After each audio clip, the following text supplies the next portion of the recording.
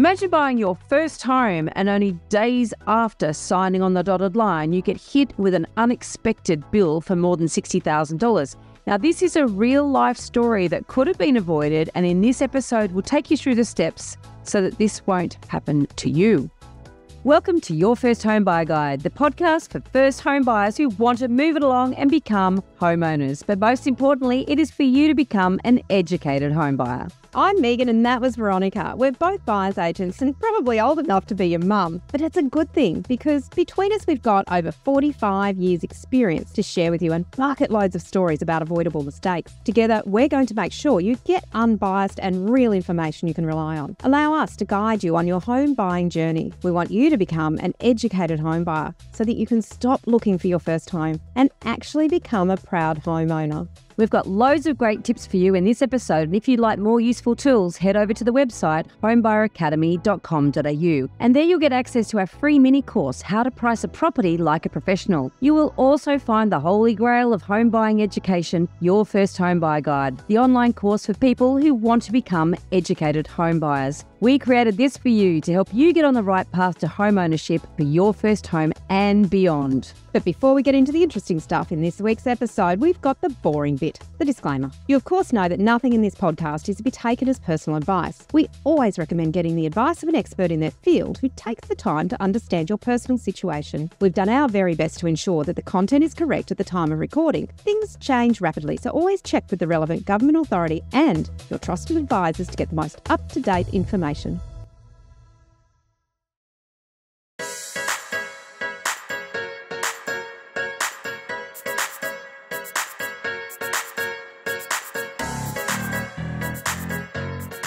Today we're talking about a first home buyer disaster story that hit the news. We'll unpack what went wrong and what could have been avoided. Now, Your First Home Buyer Guide is all about getting you safely onto the property ladder. There are many things that can go wrong if you don't know what you're doing. And this week we're unpacking the story of Jessica, who sadly didn't follow the steps in the right order. We're guessing she didn't know what they were. And also didn't have a good support crew. Yeah. So let's take you through step by step what happened and unpack what could have happened so she could have avoided this what you could learn terrible from situation. Her. Yeah. And that's a lot of what we do, right, Veronica? We share a lot of the mistakes that we made in our property journeys so that other people don't make them. And that's the whole point of unpacking some of these media stories. There's a bit of beat up in some of them, but there's some real lessons that we can help people learn so that they know what things to put in place and don't make the same types of mistakes. Now, Jessica found an apartment in Melbourne's northern suburbs in early 2023. Jessica says, and this is a quote from the article, she asked the agent what the body corporate fees would be, so same as strata fees, would be before buying, and the special levy was not mentioned. Now, we'll go on to describe what that is. That's it. And look, that special levy, just to, we said it's more than $60,000, and that was a bit of a shock to the system because you can imagine as a first home buyer, you've saved up your deposit, you've gone out there, you've gone and committed to your first property. You're like, I wasn't banking on finding $60,000 from somewhere else, right? So this is what situation that Jessica found herself in. Now, so let's take you through these steps, right? She was told by the agent to sign a contract to sale before making an initial offer on a two-bedroom apartment for the bargain price of $300,000. Now, who decided it was a bargain?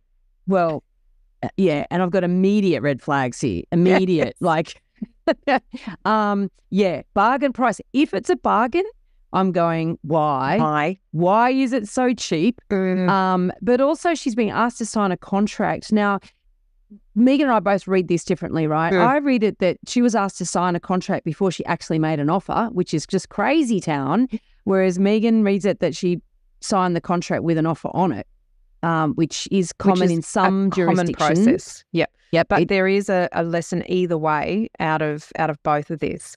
There's a huge lesson in this. And that is, don't sign a contract to make an offer on a property that could be legally binding if the seller signs that contract as well, unless you've had a conveyancer review the contract. Conveyancer or solicitor. Let me tell you, if the vendor has been struggling to sell a property because they know there's this big special levy coming, and anyone who's done all their investigations says, I'm not touching that property with a barge pole. Yep. And you sign a contract and you don't get legal advice, you could find yourself committed to buying a property, which is, I think, what sounds like what happened to Jessica, inadvertently, and then you can't get out of it. So you must always get legal advice before you sign anything. And know what due diligence you need to do. It is not enough just to ask an agent, what are the body corporate or strata levies? Good question. There should be a disclosure statement, and it's different in each state, but there will be a disclosure statement around those levies, and also things like how much is in the sinking fund or the capital works fund and what the admin costs are. But these types of things, these special levies, are usually noted in body corporate minutes or strata, owner corporation meeting minutes. And these things are discoverable, but you have to actually ask for them, sometimes pay for them, and sometimes it takes some time to get them. Yeah. Now, Jessica signed the contract on January 14, 2023, and quoted in the article, thinking her conveyancer would notify her of problems during the cooling off period. Now, there's a huge assumption there. Oh, look, I'll be fine. My conveyancer will advise me. Because it does really sound like she didn't discuss any of this with her conveyancer before signing. And also, as it unfolds, the special levy was actually struck after the cooling off period expired anyway. So, you know, it's like, it's you could just see this all brewing. I could see this unfolding, thinking this was discoverable, all of it. And if she had engaged her conveyancer or lawyer early enough, then a good conveyancer or lawyer would have flagged a bunch of these questions, right? Yeah. The problem is if you don't engage your conveyancer early enough, they're hamstrung. If you've already committed yourself to a contract and then you go to a conveyancer and say, well, there you go, I've signed this, they are limited in what they can do for you because you've already committed yourself. Yeah. And they also need some instruction in some cases, on what to look for. Now, I don't mean normal conveyance protocol. So each state has a conveyance protocol that has to be followed in the process of transferring. And conveyance is just a transfer of property to one person from one person to another. So there's protocol that needs to be followed. But there's also additional things that, as a buyer, you need to actually ask your conveyancer to do. And one of those things, so for example, in Queensland, there's not a lot of disclosure from the seller side of things. There's not a lot of disclosure from the agent side of things. You have to know what things to ask your conveyancer to actually search for and instruct them to do that. And part of that is to have conversations with them to say, all right, well, I'm buying into body corporate. I think we should look at the body corporate record search. And that's a specific search that people who know what they're looking for will do and provide a report that outlines any concerns that they see in the last 5 years' worth of minutes, any disharmony between owners, and it will reveal if special levies have been needed to be raised for any reason, or works that were meant to be undertaken haven't been undertaken and are yet to be undertaken. And this seems to be what happened in this case. And in Victoria, there is more disclosure. There's more seller disclosure, but there's things that the seller doesn't have to disclose, and a special levy, you could argue that they should have to, but, they don't have to disclose that. And the thing is, the legislation doesn't require it. Can I just to jump in really quickly, if you'd asked the question of the agent has to ask the question of the owner, then it has to be disclosed. Yeah. They can't hide it, but you have to ask the question. So if Jessica says, what are the levies? And they say, oh, they're, the quarterly levies are X, but she doesn't say, are there any special levies that are on this property? And then the agent could still say, no, because there aren't any. Are there any special levies that are about to be imposed on this property? Do you know about that?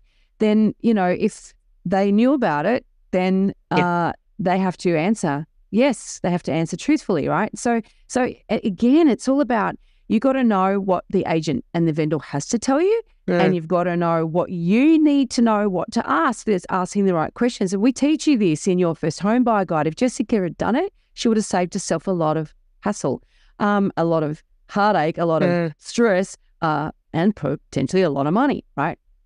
So if we work through, she signed the contract on the 14th of January. 9 days later, on the January 23rd, the body's corporate struck a special levy, charging the owners to fix the building's defects before its combustible cladding could be replaced. Now, again, combustible cladding in a due diligence process, and we have a whole module on due diligence and the things that you need to check. It's not just getting a strata report, it's understanding how to read what's in that strata report, how to look for the gaps and all the rest of it. Now, to me, if you're buying an apartment, we have to be living under a rock not to know there's an issue with combustible cladding. We need to learn a bit about this for our own protection because, again, this is not readily disclosed, right? You need to look at the building and go, oh, what is that on the outside of the building? Would that be combustible cladding? It's all about learning to look for things and to ask the questions. Now, she had noticed in the contract, though, that the repairs were supposed to have been done in 2020, but didn't realise that the contract did not specify whether the repairs had been completed. Now, that's a real trap for young players, this one. It is. We see this a lot, don't we, in sort of strata reports, and that you read through it and you go, hang on a minute, so it's said that, and they got quotes. Where's the evidence they spent the money? You know what I mean? And this, again, it's about knowing what to look for and the questions to ask. The clues were there. That's the sad thing here.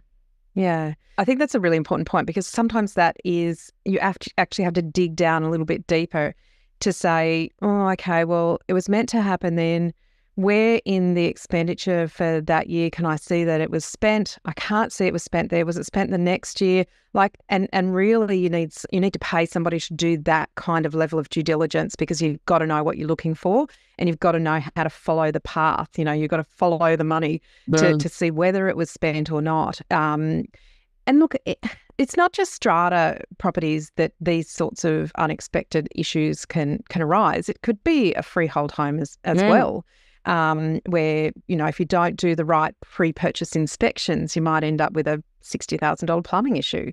So we're not just talking about doing the right due diligence on strata properties here. We're simply helping to raise your awareness of the types of things to think about before you are actually completely wedded to a property that you can't get away from and have to find an extra $60,000 because that's not something a bank's going to lend you. And so much of it is around, we teach first step in our course is getting the right support crew. And so because we know that you as a first home buyer is not necessarily going to know all the questions that you need to know, and we've got a whole module in due diligence, as I've said, we want to teach you how to ask those questions. But if you have a really good support crew around you who are really experienced, they're going to flag the things. And, a really good conveyancer, a really good lawyer that you've engaged at the right point of the proceedings, is going to flag things and ask questions, right? Combustible cladding would have been discussed in strata meetings or the owners corporation meetings. The minutes would have revealed it. They don't strike a special levy without having meetings about it, right? It doesn't suddenly come out of the blue, right? Well, they've got to know how much it's going to cost, so they would have got quotes. Yep. There would have been a lot in the minutes that would reveal this kind of thing. Huge amount. And also that checking if something was supposed to have been done, that it was done. Again, it's if you had a conveyancer that was engaged at the right time and also had the right experience, they'd be flagging that sort of stuff as well. So yes, it's your responsibility at the end of the day. You're buying a property and you're making this big commitment. Learning what you don't know is really important. But again, you can give yourself a safety net by having good people around you who will also help, support you through that. Now, back to the article, Jessica said that the vendor, the agent, and her conveyancer did not make her aware of the upcoming levy before the purchase. And I think there's a huge mistake. There's this sort of a number of assumptions. One that, my conveyancer will sort that out, but also assuming at the right time they can. Well, yeah, but assuming that the vendor and agent have to tell you this information, I think that's dangerous. So I think it's really important to understand where, as Veronica has pointed out a couple of times, the onus sits on you. You can't rely on, for example, the agent to tell you something that they haven't got a legal obligation to know themselves. So that means in the legislation in your state says that certain things have to be disclosed. It's a lot less in Queensland than it is in Victoria, and New South Wales sits somewhere in the middle.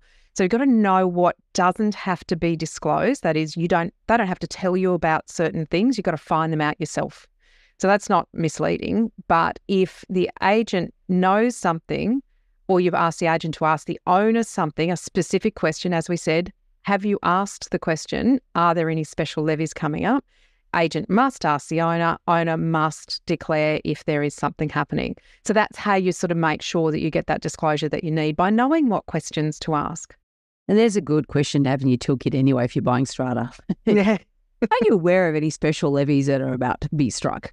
Now, Jessica said that both her conveyancer and the vendor were notified of the upcoming special levy before she settled, and she actually settled in April, but didn't inform her. And look, rightly or wrongly, it was actually too late by then for her anyway, because she was committed to that purchase, whether or not there was a special levy. So yes, look, apparently the article ended that she was, going to try and sue her conveyancer for negligence. And, I don't know whether there'd be a case there, because again, it really depends on whether she gave the conveyancer instruction early enough where the conveyancer could have protected from any of this And looking stuff. back on that timeline, like I'm trying to look at the timeline, and we're not going to try and interpret any kind of, this is not us trying to say who was right, who was wrong. This is simply, was there things that could have been done differently? That's the purpose of us talking through this article. Maybe the dates, she signed the contract on the 14th of January. The special levy was struck on the 23rd, so that's outside the cooling off period. So she was unconditional by that point. Did they know about it before settlement? Was there a period of time where they could have told her, not for any change, she couldn't get out of it, but she would have been aware, maybe able to make arrangements to save more money? Let's not interpret that side of things, but could there have been things done differently? Definitely. And hopefully that's what you can take away from this. So I guess, then she's faced with getting to settle on the property and then thinking, oh my God, where am I going to come up with? It was $61,000 or something. She said that she was left facing bankruptcy. I mean, this is just horrible. The poor thing, she was fearing her parents, because they had actually been her home loan guarantors, could lose their home. So the potential impact for this could have been catastrophic, not just for her, but for her parents. So I guess we want to tell you what she did. Now, the what did she do is not the lesson here. We'll go through the steps in the right order coming up. But so just to let you know how she resolved this for herself, because ultimately the body corporate had a right. Some people go bankrupt because they can't pay their strata levies, right? So they were initially... And $60,000, depending on how many owners there are. Oh, no, that's per person, wasn't it? Yeah. So that's not even spread across the owners. That's per entitlement. Probably millions of dollars potentially. But the body corporate was initially unwilling to let her pay in installments. So they weren't going to be particularly friendly, and they don't have an obligation necessarily. Maybe that will change in years to come. But again, different states, different legislation. I guess it's a safety thing too. Like, we're not talking about an improvement to the gardens or a replacement of a pool, which is a benefit. We're talking about this combustible material, life-threatening. So it wasn't something that, well, I don't know why it was delayed. So honestly, you could go back and go, why was it delayed since when it was approved in 2020? Yeah, but there are thousands of buildings that still are covered in combustible cladding, so that's another story. But so this is something that anybody buying a unit needs to be very aware of and to really look into and add to their due diligence. So what did she do, right? So months into her search for help, she found a pro bono lawyer through the National Debt Helpline. So February 2024, so over a year after she'd signed the contract, and it was just ahead of a VCAT hearing on the issue. And after taking the matter to VCAT, the body corporate agreed on a payment plan. So she was then she had to pay $15,000 up front, so find $15,000 from somewhere, and then $1,500 per month until the debt is paid, which all in all will take about 2.5 years. Everybody's a loser in this one. Like, it just is. There's no. Maybe the seller was the person that walked away from having to pay the debt, but no one wins out of this. Body corporate still has to pay the bill to get the work done, and the body corporate is simply all the owners of the other building of the other apartments in the complex. Yeah. Now, as she also had to pay her mortgage and regular bills, I mean, she had to move out of her new home to stay afloat. So I guess thankfully for Jessica, she was given a lifeline, but what a disruption to her life, what stress. And it could have all been avoided. So we want to take you through the right order that if she had followed this, she wouldn't have been in that pickle. Yeah. And look, it's really hard. I think, Melbourne was probably a little bit quieter in terms of market activity at the time of this, but you feel very pressured as a buyer in a really heated market where things are moving really quickly. But certainly we would always recommend inspecting the property at least twice and having your eyes open, using a thorough inspection checklist to look at all aspects of the property, not just where the couch might fit and which way the bed will be on the wall. They're things that emotionally we like to do, but we need to turn on that logical part of our mind and say, okay, where are some of the things that I really need to think about here? The things that aren't as obvious to everybody else as they might be to me. One of the red flags that you raised was it was cheap. That must be compared to other things. Yeah, and also when you're inspecting apartments, it's not just the apartment you're looking at. You're looking at the common areas, you're looking at the building itself, you're looking at the gardens, you're looking at just sort of generally the upkeep, the car park. You actually going and looking around the whole place and thinking, I'm going to take part ownership of this whole building and I want to make sure the whole building is in good shape. And yes, you're not an expert, but, if you start sort of getting your spidey senses sorted out, you start noticing things. And again, as Megan's saying, in comparison to other buildings, you start to notice, well, this one's much better presented than that one, for example. I mean, the cladding thing is something just to note. What does cladding look like? And if I'm going to be looking at properties knowing now that thousands are out there still cladding, combustible cladding, what do I need to be thinking, okay, that needs to be investigated. So that's number one, inspecting it critically.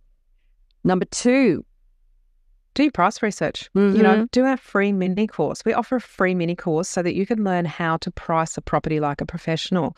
What is fair market value? Look for red flags. Does it seem cheap? It sounds like from the article, the way it was written, it was cheaper than other things that she might have seen that were on face value comparable. Are there loads of properties in the areas? There's heaps to choose from. And what did the property sell for last time compared to what it's offered for now and what other properties have done in that same period?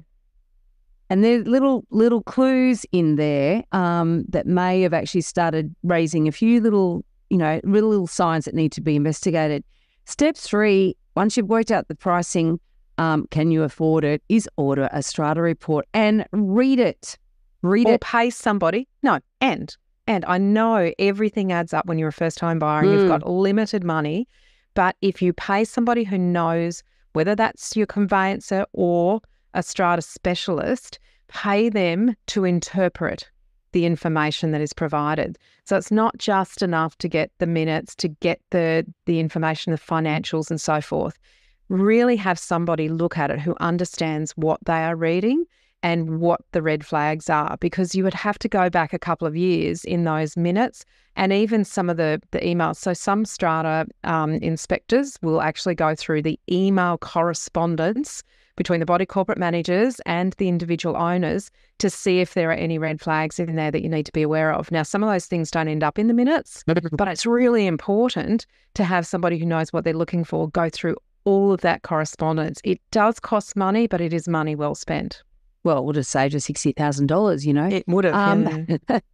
So the purchase, it would have saved the purchase. Yeah, just the drama and stress of it all. Yeah. Number 4, take that contract to sale, and in Victoria, the Section 32 as well, and the strata report to your lawyer, your specialist property lawyer or conveyancer, and ask for advice before making an offer. I think almost this is like the most important step in a way. That had she done that in this order, then the conveyancer could have actually done something to help her instead of retrofitting advice, So I think this is a really important step. It is. Now, in some states, the steps are slightly different. So in some states, you can sign a contract, a binding contract with conditions that allow you to, for example, say, subject to body corporate records search. And you need at least whatever the period of time is that it's going to take for those records to come back. But that condition, that condition on a contract allows you to terminate the contract if there's any adverse findings. So be really, really, in the course we talk about the differences in every state and the right process to do it in. So in Queensland, you would probably make an offer, get a binding contract on the property, and then do these steps after. You do your pricing first, but you would get that strata report or that body corporate record search as a condition under the contract. Yeah, but also you need to get legal advice before you add those conditions to your offer. And definitely. So you still need to talk to a conveyancer or a lawyer before you make an offer. Yes, some of those ingredients will move, but I can't bang on enough about that part of it. Get that advice first. Now, step 5, when Jessica discovered the impending special levy, there's a number of options there. I mean, you could check your finances and think, okay, can I afford it? And am I getting a big enough discount on the purchase price? Yeah. And I mean more than the cost of the levy, by the way, a big enough discount. Can I do that to compensate myself? Does that make, if it really is a bargain, and if that really is all that needs to be done to the property, and that's going to be it, and that's hard to quantify. And so sometimes all you see is more question marks, in which case you think, you know what, this could be the tip of the iceberg. I'm not touching it with a barge pole. So again, good advice here is really, really important. If you can, I had a client actually where it's a similar sort of situation, but she wasn't a first home buyer. And most first home buyers couldn't afford the property. They couldn't afford the levy. Now, we knew about the levy, and that was declared actually in this particular case. Most of them couldn't afford the levy. She could, because she wasn't a first home buyer, but we got a discount. So the levy was around $80,000. We got a discount of $250,000 off what that property would have sold for had it been unencumbered by any of these problems. And so we knew it was a true bargain because we'd done all the research. Yeah. And we'd done all the checks and all the balances. Now, I was actually speaking to her the other week, and one directly under her sold for nearly 50% more than she paid only 18 months later. Great. So she paid just over $1 million. It's a bit of social proof afterwards as well. That one sold for 1.5, right? She forked out 80 grand. So her total cost was around 1.1. 18 months later, the one below sold for another $400,000 over her total cost. So that can be a smart thing to do if you go through the exercise of really thoroughly investigating. Yeah, I think that's a good point, because sometimes the property is still a good one if you have all of the knowledge, all of the information, you've really worked through the pros and cons of it, and you can buy it at a price that represents good value, taking into account that you actually have to make that payment. So I guess what we're saying is, don't just walk away because there's a special levy. What kind of negotiating power could that give you? And of course, sometimes you're up against people who haven't done those investigations, and they're still going to offer what they think it's worth regardless of that. And then be prepared to walk away if there are too many red flags and it just doesn't add up as a total package. But don't just walk away because there's issues. If they can be overcome, there's a price that they can be overcome at. It's really clear what the issues are, and you can price that into your negotiation, then it might still be a good option. Again, it is about getting good advice so that you're well protected and you're doing all this properly. Now, if there's a green light, great. The next step is to go and negotiate with the agent accordingly. I've just found this out. Did you know that? Oh, no, you didn't. Well, guess what? Yeah. Here it is. It's coming at $60,000. I'm not paying that $300,000. Doesn't look like a bargain anymore. I'm going to pay less than that. So you can use that to negotiate, and it's very, very powerful and compelling. And that was her opportunity. So either walk away because it wasn't going to be affordable for her and possible for her to pay it, or enter into negotiations with your eyes wide open, or renegotiate that price. If you had actually signed something, if you're in Queensland, for argument's sake, and you'd signed a contract with conditions that allowed you to get out of it, should you find anything like this, then you can go and renegotiate. Yeah. So, but again, it's getting everything in the right order, doing all the right due diligence, and being in control instead of actually being in a completely out of control circumstances where she was so desperate and really faced bankruptcy. Just total blindside. Yeah. Awful. Yeah. Could have been avoided. Absolutely. And we sort of talk through some of these sometimes, and our hearts go out to the situations that people find themselves in. Again, I reiterate, we don't do this to rub salt in the wound. We do it so that we can uncover some of the things that we can teach you to think about and have in mind before you enter into a situation that you can't get yourself out of. So hopefully the learnings are what you can take and bring into your process as a first-time buyer. Absolutely. Now, have you joined our Facebook group yet? It's called Your First Home Buyer Guide Australia. It's your opportunity to connect with us and ask us your questions. You'll get answers from us, which means you can be sure you're not going to get led down the garden path. In fact, if Jessica was a member and had asked us a question about what should I do before making an offer, we would have told her. We would have helped her. Absolutely. A quick note, you might think we cover everything you need to know in this podcast, but a word of warning, we don't. We just scratch the surface here. If you really want to be an educated first-time buyer, you need to learn all of the steps and how to do everything in the right order. Now, can you imagine if Jessica had purchased Your First Home Buyer Guide, the course, for $990 and how much money that would have saved her? So you do get direct access to us to help guide you through your negotiations. You also can share the link of any property with us that you're thinking of buying, and we can help you work out whether it's A, B, C grade or a no-go zone. And trust me, you will buy a hell of a lot better with our guidance. You will overpay by a lot more than that $1,000 if you don't know what you're doing. In this episode, we've only touched on a tiny part of the huge amount of things you need to know to become an educated first-home buyer. There is so much more for you to do. You can learn all of the steps in the right order and avoid all of the mistakes that others have made in our 10-step online course for first-home buyers. If you'd like to learn more about the right process and avoid making rookie errors, become an educated home buyer. Head over to the website, check out Your First Home Buyer Guide, the course that we have created for you. And don't forget to subscribe to the podcast so you won't miss an episode. And if you've liked what you've heard today, please give us an iTunes review. It helps other people find us.